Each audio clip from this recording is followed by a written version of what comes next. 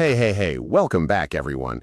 So, let me ask you something really quick. Did you study English in school? Of course, I studied English for years. I learned grammar, I memorized vocabulary, I passed all the tests. Great. So, if someone says to you, hey, what's up? You know what to say, right? The sky is up?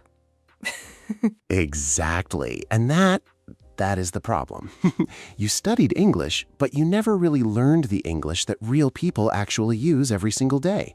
The casual English, the natural English, the English nobody teaches you in school. Oh, wow, that is so true. I remember sitting in class learning things like, how do you do? And then I went to talk to a native speaker and I had no idea what they were actually saying. Right. And that is exactly what we are going to fix today. In this video, Thomas and Grace, that is us, are going to teach you the real English, the kind you hear in conversations, in movies, in coffee shops, on the street. Stay with us because by the end of this video, your English is going to sound so much more natural. Let's go. Okay, Grace, let's start from the very beginning. Greetings. Now, in school, they teach you things like, hello, how are you? I am fine, thank you. And you? Yes, oh my goodness. I am fine, thank you, and you. I said that so many times in school, but you know what? I went to the UK and nobody spoke like that. Exactly. So what do real people say? Let me teach you. Instead of, hello, how are you? You will hear, hey, what's up? Or, hey, how's it going? Or even just, hey, you all right? Especially in British English. And what do you say back? Because I remember the first time someone said to me, how's it going? And I thought, going where? I was so confused. That's hilarious. And that's so normal. Okay, so when someone says, what's up? You can say, not much, or not bad, or pretty good. You? Very short, very casual. You don't have to give a big, long answer. So the answer to what's up is not a full report about your day? No, it's just a greeting. It doesn't mean they really want to know every detail of your life, at least not right away. So let's repeat that together. When someone says, what's up, you say, not much. Say it with me, everyone. Not much. Not bad. Pretty good. You? Perfect. Now, one more really common greeting. How's it going? And again, the answer can be, good thanks, or pretty good, or can't complain. Oh, can't complain is a great one. Oh yes, can't complain. I love that one. It basically means things are okay. Not perfect, but I'm not going to complain about it, right? Exactly right.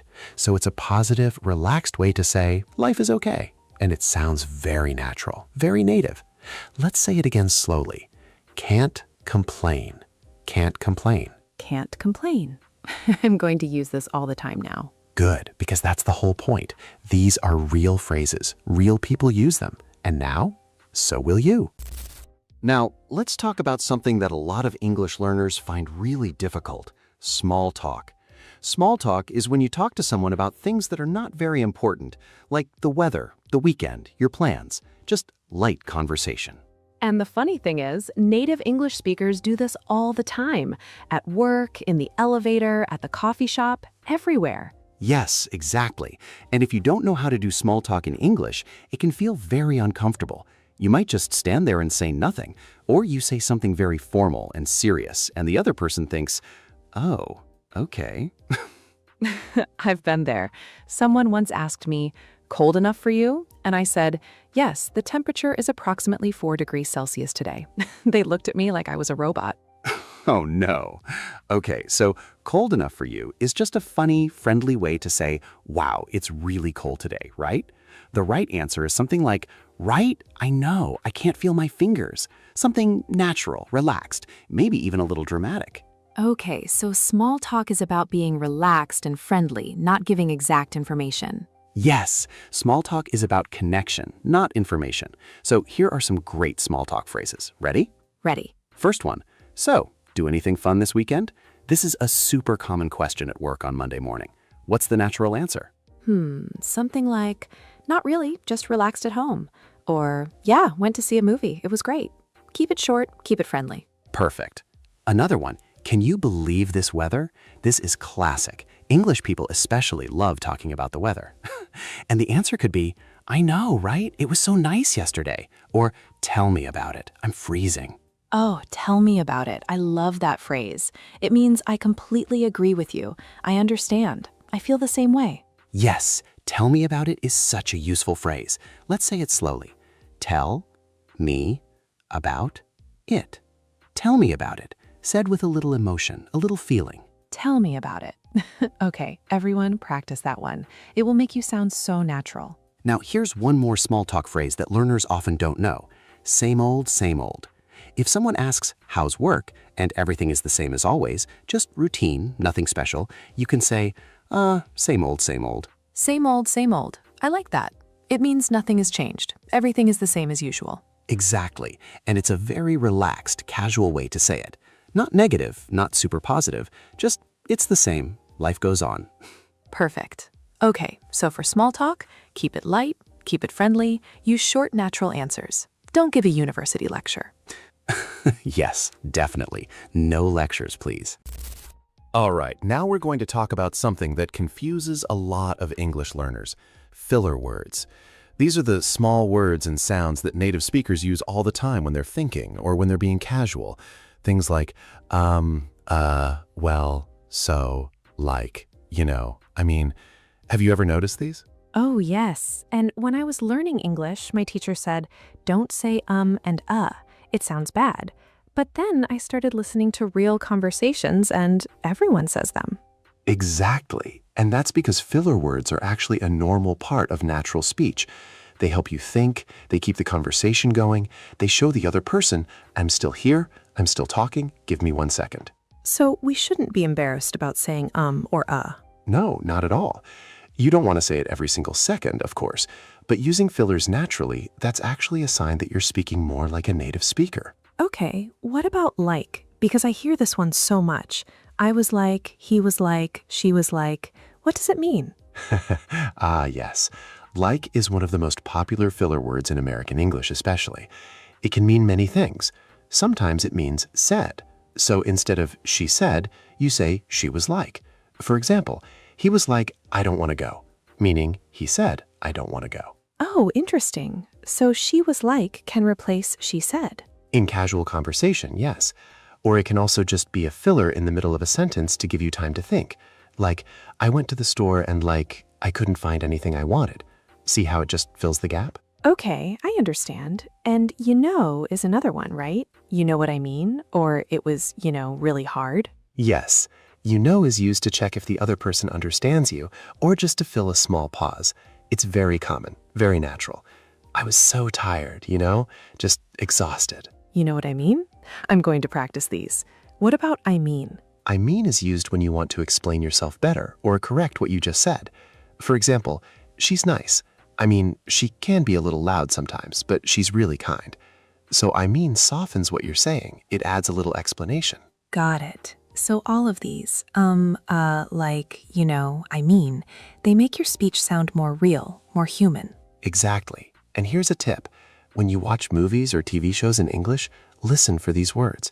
You'll hear them everywhere, and slowly you'll start using them naturally too. Such a great tip. Okay, everyone, listen for those filler words. I mean. We all use them. All right. Now we're going to get into something that I know many of you struggle with: phrasal verbs. And I say that with love and sympathy because, honestly, phrasal verbs can be very confusing. Very, very confusing. When I first learned English, I thought, okay, I know the word give and I know the word up. But give up? That means something completely different. Right. That's the magic and the madness of phrasal verbs. A phrasal verb is a verb plus a preposition or adverb, and together they create a completely new meaning. Give up means to stop trying. Give in means to agree after resisting. Give away means to give something for free. And give out can mean to distribute, like she gave out the papers, or it can mean to stop working, like a machine. My car gave out on the highway. So stressful. Exactly. And the only real way to learn them is by hearing them in context. So let's go through some of the most common, most useful phrasal verbs in everyday English. Ready? Ready. Let's do it. First one, figure out. This means to understand something or find the answer to a problem. I can't figure out how to use this app. She figured out the answer. Very, very common. Oh, yes, I use figure out all the time now. Before I learned it, I used to say, I cannot understand the solution, which sounds so stiff and formal. Exactly. Figure out is so much more natural. Okay, next one, hang out. This means to spend time with someone, relaxing, doing something casual. Hey, do you want to hang out this weekend? We're just hanging out at the park. Hang out. I love this one. It's so friendly and relaxed. Let's hang out sometime. That sounds like something a friend would say. Exactly. Not, let us spend time together at your convenience. Just, let's hang out. Much better. What's next? Okay, run into. This means to meet someone by accident, by chance, without planning it. I ran into my old teacher at the supermarket. Guess who I ran into today? Have you ever run into someone unexpected? Oh, yes. Actually, I ran into a friend from university last week at the coffee shop. Total surprise. And I said, guess what? I ran into Maria today. And it felt so natural to use that phrase. That's perfect. You used it correctly and naturally. Another great one, put off. This means to delay something, to not do it now, to do it later. I keep putting off my homework. Don't put it off, just do it now. Ugh, I put things off all the time. I'll do it tomorrow, I'll do it next week. I am a professional at putting things off. We all are. There's actually a word for this, procrastination. But in everyday life, people just say, I keep putting it off. Very natural. Okay, one more, get along with. This means to have a good relationship with someone. Do you get along with your coworkers? I get along really well with my neighbors. Get along with. Yes, this is so useful. In school, they teach you have a good relationship with. But in real life, everyone just says get along with. Exactly. So let's repeat the ones we just covered, slowly. Figure out, hang out, run into, put off, get along with. Say them with us, everyone. Figure out, hang out, run into, put off, get along with. Beautiful. Keep practicing those, everyone. Okay, let's keep going. Now I want to talk about something that really affects how you sound when you speak English, and that is contractions and reductions. Oh, yes, this is a big one. Because in school, we learn the full forms. I am, I will, do not, I have. But in real life, people almost never say the full form. They shorten everything. Right. I am becomes I'm. I will becomes I'll. Do not becomes don't. I have becomes I've. These contractions are not lazy. They are the normal, natural way of speaking. And if you always say the full form, sometimes it sounds a little robotic or very formal, like a news announcer. Exactly.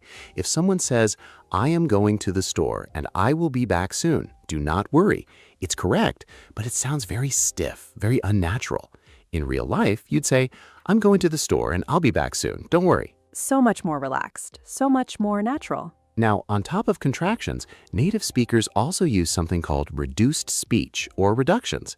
These are when sounds and words get shortened or swallowed when speaking fast. For example, going to often sounds like gonna. Want to sounds like wanna. Have to sounds like have to. Oh, gonna and wanna? I was so confused by these the first time I heard them. I thought they were completely different words. So many learners feel that way. And here's the thing. You don't need to write gonna and wanna in formal writing, but in speaking and listening, you will hear them, so you need to know what they mean. Right. And another one, what are you, often sounds like whatcha, like what you doing, which means what are you doing? Yes, or did ya, which is did you. Did you eat yet? Did you eat yet? Gonna, wanna, have to, did ya, whatcha. These are the sounds of natural spoken English. And they can be hard to understand at first, but if you listen carefully to movies and TV shows, you'll start to catch them. Exactly. And in your own speaking, just focus on using contractions. I'm, don't, can't, I'll, we're, they've. Those are a great start. Let's practice. Say it with us. I'm going. I don't know. I can't wait. I'll be there. I'm going. I don't know. I can't wait. I'll be there. Beautiful. See how smooth that sounds? Much more natural than the full forms. Great. And remember, speaking naturally is not about speed. It's about smoothness. So relax, use contractions, and let the words flow together. Okay, now let's talk about idioms. Idioms. The beautiful nightmare of language learning. Nightmare is right. Because an idiom is a phrase where the literal meaning, the word-for-word meaning, makes absolutely no sense, but people use it all the time. For example, it's raining cats and dogs. Now, if you translate this word by word, You look outside for cats and dogs falling from the sky, which is terrifying and also impossible. It just means it's raining very heavily, very hard, but nobody says that literally. They say it's raining cats and dogs. And if you don't know the idiom, you have no idea what's happening. So let's teach some really common, really useful English idioms today. The ones that come up again and again in real conversations. Great idea. Let's start. First one, hit the nail on the head. This means to say something that is exactly right, exactly correct. You hit the nail on the head. You said exactly what was true. Oh, I use this one. If someone makes a really good point, I say you hit the nail on the head. It's a great way to agree with someone strongly. Exactly. And it comes from, you can imagine, hitting a nail perfectly with a hammer. When you hit it exactly right, it goes in smoothly. So hitting the nail on the head means you got it exactly right.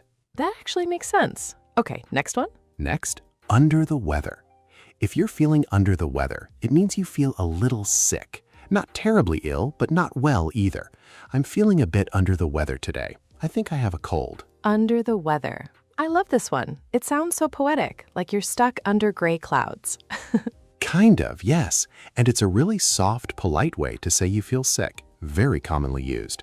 Okay, next, break a leg. This one is really fun. Oh, this sounds terrible at first. Break a leg? That sounds like a threat. I know, but break a leg actually means good luck. You say it to someone before a performance, a presentation, a test, anything big. Your interview is today? Break a leg. It means do your best, I believe in you. It comes from the theater, right? Actors believe it's bad luck to say good luck, so they say break a leg instead. Exactly right. And now it's used in everyday life too. Break a leg, good luck. Remember that one. Now, bite off more than you can chew. This means to take on too much, to try to do more than you are able to do. I think I bit off more than I can chew with this project. It's so much work. So it means you took on something too big. Yes, you can picture it. If you put too much food in your mouth, you can't chew it. Same idea. You took on too much. It's too much to handle. Oh, that image is very helpful. Let me try one. I think I bit off more than I can chew when I signed up for 3 online courses at the same time. Perfect sentence. You used it correctly and naturally. One more great idiom, on the fence. If you're on the fence about something, it means you haven't decided yet. You're not sure. You're in the middle. Are you coming to the party? I'm still on the fence. I might go, I might not. Yes, I use this one now. Being on the fence means you haven't made up your mind. Exactly. You're sitting on the fence between 2 sides. You haven't jumped to either side yet. Okay, let's recap those idioms all together now. Hit the nail on the head, under the weather, break a leg, bite off more than you can chew, on the fence. We covered a lot. We did. And there are hundreds more idioms in English, but these are some of the most common ones you'll hear in everyday conversation. Keep listening, keep learning, and they'll start to feel natural. All right, let's talk about something really practical now. How to agree and disagree in English. Because in school, maybe you learned, I agree, I disagree. And yes, those are correct, but real people use so many other expressions too. Right. And knowing how to agree or disagree politely and naturally is so important for having real conversations, especially at work, with friends, and discussions. Let's start with agreement. When you want to say, yes, I agree, here are some natural ways to do it. Totally. Absolutely. Exactly. I couldn't agree more. You're so right. That's a really good point. I was just thinking the same thing. Oh, I couldn't agree more. I love that phrase. It means you agree completely, 100%, even more than just, I agree. Yes, it's a stronger, more enthusiastic way to agree. Let's say it. I couldn't agree more. I couldn't agree more. I couldn't agree more. And what about when you agree, but not completely, like you partly agree? Good question. For partial agreement, you can say, that's a fair point, but I see what you mean, but you have a point, though I think. I'm not sure I completely agree, but... These are so polite. I see what you mean, but that's respectful. You're listening to the other person. You understand them, but you have a different view. Exactly. And that's important in English-speaking culture, especially in professional or academic settings. You want to disagree in a way that shows respect. You're not attacking the person, you're having a conversation. What about when you completely disagree? Sometimes you just don't agree at all. Yes, sometimes that happens. For strong but polite disagreement, you can say, I'm not sure I agree with that. I see it differently, actually. That's an interesting view, but I think, With respect, I disagree. I don't know about that. Oh, I don't know about that. That's so soft. It sounds like you're unsure, but really you're saying, I disagree. Exactly. It's a very indirect, polite way to express disagreement. Very common in everyday English. And what about expressing your opinion? How do people introduce their opinions naturally? Great question. Instead of just saying, I think every time, which is fine but a little plain, try, in my opinion, if you ask me, personally, I feel, the way I see it, to be honest, I have to say. Oh, the way I see it. I love that one. It's like you're inviting the other person to consider your perspective. The way I see it, we should take the other road. Perfect example. And to be honest is also very useful. It signals that you're about to say something real, maybe something slightly critical or surprising. To be honest, I didn't love that movie. To be honest, I think this plan has some problems. These phrases make conversations feel so much more real and natural. If you can use these, you'll sound like a confident English speaker. 100%. And confidence in English is huge. So practice these phrases, get comfortable with them, and use them. Okay, here is something I think is really underrated in English lessons. How to tell a story. How to talk about something that happened to you in a natural, engaging, and interesting way. Yes, because in school you learn to write stories, but speaking a story is very different. When you speak, you use different words, different structures. Exactly. So here's how native English speakers typically start a story. They say, oh my gosh, you'll never believe what happened. So this is so funny. Listen to this. Okay, so get this. You won't believe this, but so the craziest thing happened today. These are great story starters. They create excitement right away. The other person immediately wants to know, what happened? Tell me. Exactly. You build curiosity. And then, as you tell the story, you use what we call narrative present tense, which is when you use the present tense to describe past events. It makes the story feel more exciting, more immediate. So instead of, I was walking down the street and I saw a dog, you'd say, so I'm walking down the street, right? And I see this dog. Yes, exactly. It feels like it's happening right now. It pulls the listener in. And you use small phrases to keep it moving. And then, so then, right, so, and suddenly, at that point, and I was like, so he goes. Oh, so he goes, that means so he said, right? I hear that all the time in casual stories. Yes, in very casual spoken English, he goes or she goes can mean he said or she said. So she goes, I can't believe you did that. And I'm like, what? I didn't do anything.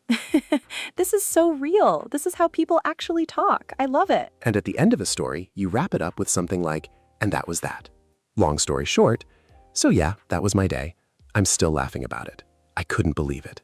These are natural story endings. Oh, long story short, I use this one. When the story is complicated and you want to skip to the most important part. Long story short, I missed the train and I was 2 hours late. You skip all the details. Exactly. And everyone understands, okay, let me hear the summary version. So now you have the full storytelling toolkit.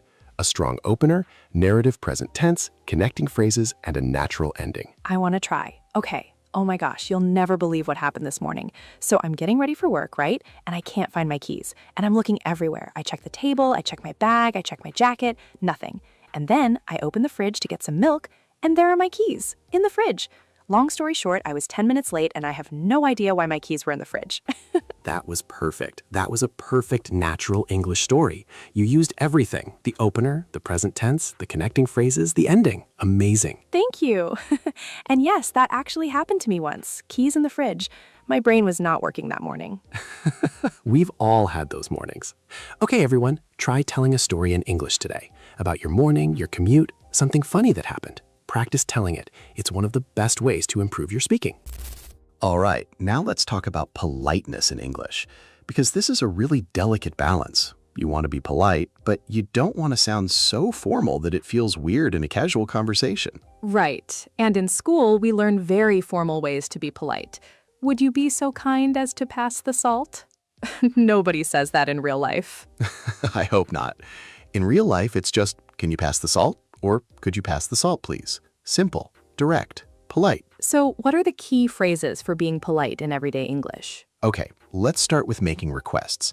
Instead of I want, which can sound a little demanding, you can say, could I have? Would it be possible to? Do you mind if I? Is it okay if I? Would you mind? Oh, would you mind? This one confused me for a long time because it's a negative question. Would you mind helping me? Sounds like you're asking if they mind, but really you're asking for help. Yes. And here's the confusing part. If someone says, "Would you mind helping me?" a no is a polite answer. No, not at all means no, I don't mind, which means yes, I'll help you. So confusing. Would you mind? No, not at all, which means yes? My brain hurts a little. I know. But you get used to it. Just remember, would you mind plus no, not at all equals I'll help you. Or you can say sure or of course. Those are simpler answers and still very polite. What about when you need to say no politely? That's also important. Yes, saying no in English gracefully is a real skill. Instead of just no, which can sound rude, try, "I'm sorry, I can't. I'd love to, but I'm afraid I can't. I wish I could, but unfortunately, that's not going to work for me. Maybe another time?" I'd love to, but I love that one.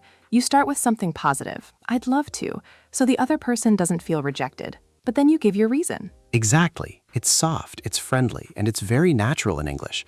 "I'd love to come to your party, but I have plans that night. Maybe next time." Perfect.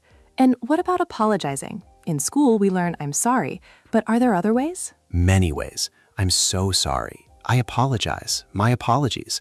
I'm really sorry about that. That was my fault. I didn't mean to. I'm sorry, I wasn't thinking." These all show sincerity and politeness. And there's also pardon me or excuse me for small things, like if you bump into someone or if you didn't hear what they said. Yes, excuse me is essential for everyday polite English. Walking through a crowd. Excuse me. Getting someone's attention. Excuse me. Asking someone to repeat. Sorry, excuse me, I didn't quite catch that. I didn't quite catch that. Another natural phrase, instead of I did not understand what you said. Yes, I didn't quite catch that, or sorry, could you say that again, are the most natural ways to ask someone to repeat themselves. Very polite, very everyday. Okay, we've covered so much today.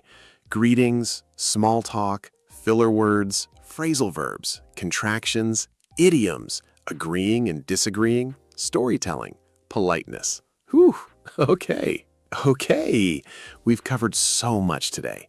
Greetings, small talk, filler words, phrasal verbs, contractions, idioms, agreeing and disagreeing, storytelling, politeness. Whew, okay. It's a lot, but all of it is so useful, so real, so everyday. Now, let's put it all together. Let's have a real, natural conversation, the kind two friends might have, and let's use as many of these things as possible. So the situation is, Grace runs into Thomas at a coffee shop. They haven't seen each other in a while. Ready? Ready. Okay, let me start. Oh my gosh, Thomas. Hey, I haven't seen you in forever. Grace, no way. How's it going? Can't complain. You know how it is. Same old at work. But hey, what are you doing here? Just grabbing a coffee. I've been so busy lately. I think I bit off more than I can chew with this new project. I'm kind of under the weather too, so this coffee is really what I need. Oh no, tell me about it. I've been exhausted too. Are you gonna be okay? Yeah, I'll be fine. I just need to figure out how to manage my time better. Anyway, what about you? Are you still at the same company? Yeah, still there. Actually, I was on the fence about looking for a new job for a while, But I talked to my manager and things are a little better now. Oh, wow, that's great. I'm glad you figured it out. Is your manager easier to get along with these days? Honestly, a little bit. I mean, she's still demanding, but I see what she means now. She just wants everything to be perfect. And to be honest, she hit the nail on the head last week when she said I needed to be more organized. I didn't love hearing it, but she was right. That's such a mature way to handle it. I couldn't agree more. Sometimes the feedback that's hardest to hear is the most useful. Exactly. Anyway, do you want to hang out sometime soon, properly? It's been way too long. Yeah, absolutely. I'd love to. Let's not put it off this time. Let's actually make a plan. Deal. Okay, this weekend? This weekend works for me. Let me check and I'll text you. Oh, and actually, I ran into Marco last week. Do you remember him from the conference 2 years ago? No way. Marco? How is he? He's doing really well, actually. He started his own business. Can you believe it? He was so nervous about it, but he just went for it. Break a leg, right? And it paid off. That is amazing. Good for him. You know what? That kind of thing just makes you think, maybe I should take more risks too. I couldn't agree more. Life's too short to just stay on the fence forever. You're so right. Okay, I've got to get back to work, but this was so nice. I'm so glad I ran into you. Same. Don't be a stranger. Text me about the weekend. Will do. Take care, Thomas. Feel better soon. Thanks, Grace. See you soon. Okay, did you catch all of that? We used can't complain, same old, bit off more than I can chew, under the weather, on the fence, figure out, get along with, hit the nail on the head, I couldn't agree more, hang out, put off, ran into, break a leg, all in one natural conversation. And it felt real, right? That's how friends actually talk. No textbook, no formal grammar exercises, just real, natural, connected English. And that is exactly what we want for you. We want you to feel that this is real English. This is how it sounds. And you can do this too. All right, everyone, we are coming to the end of today's video. And I just want to say, wow, we covered a lot today. We really did. Real greetings, small talk, filler words, phrasal verbs, contractions and reductions, idioms, how to agree and disagree, how to tell a story, how to be politely natural, and then a full real conversation using everything. That is a full English lesson, the kind of English that school doesn't teach you. And now you have it, you know it, and the more you practice it, the more natural it will feel. Now, before we go, here's your challenge for today. I want you to pick just three, of the phrases or expressions we taught you today, and I want you to use them in your real life, in English, today or this week. Maybe you say, can't complain when someone asks how you are. Maybe you use, I was on the fence about it in a conversation. Maybe you start a story with, you'll never believe what happened. Just 3 phrases. That's it. Start small, build up. And here's the thing about language. You don't learn it by memorizing. You learn it by using it, by making mistakes, by trying again. And every time you use one of these expressions, your brain gets more comfortable with it. Slowly, it becomes a natural part of how you speak. So be brave. English learners who improve the fastest are not the ones who know the most grammar rules. They're the ones who speak the most, even when they're not perfect, even when they make mistakes, because mistakes are how we grow. Absolutely. And we are so proud of you for being here, for watching this whole video, for working on your English every day. That takes effort, that takes dedication, and it is absolutely worth it. Now, if you enjoyed this video and you want more real, natural English conversations just like this one, please do us a favor. Give this video a thumbs up. It really helps other English learners find us. And subscribe to the channel if you haven't already, so you never miss a new lesson. We make these videos just for you, intermediate English learners who want to sound more natural, more fluent, more confident. And we have so many more amazing topics coming up. Now, before we go, here is our question for you. We want to hear from you in the comments below. Tell us, what is one thing in this video that surprised you? Or one phrase you had never heard before? Or one phrase you are going to start using from today? Leave your answer in the comments. We read every single one. And we love hearing from you. It really means a lot to us to know that this is helping you. And if you have a topic you want us to cover, a situation, a type of conversation, an area of English you want to understand better, tell us. We're always looking for ideas, and your ideas make the best videos. All right, everyone. Thank you so much for spending this time with us today. Keep practicing, keep listening, keep speaking. Your English is getting better every single day, even when it doesn't feel like it. Believe in yourself. You've got this, and we'll see you in the next video. Take care, everyone. Bye for now. Bye.